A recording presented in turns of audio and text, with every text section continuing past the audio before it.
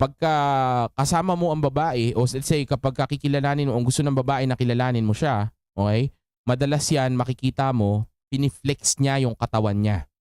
Okay? Piniflex niya yung katawan niya, yung poise niya, yung sa harapan niya, yung sa likod niya, okay? Yung balat niya, yung mukha niya, okay? Kumbaga para siyang nag-a-apply. Okay? Parang ina-attract ka niya para bilhin mo yung kung ano yung binibenta. Well, di ko sinasabing may binibenta siyang hindi maganda.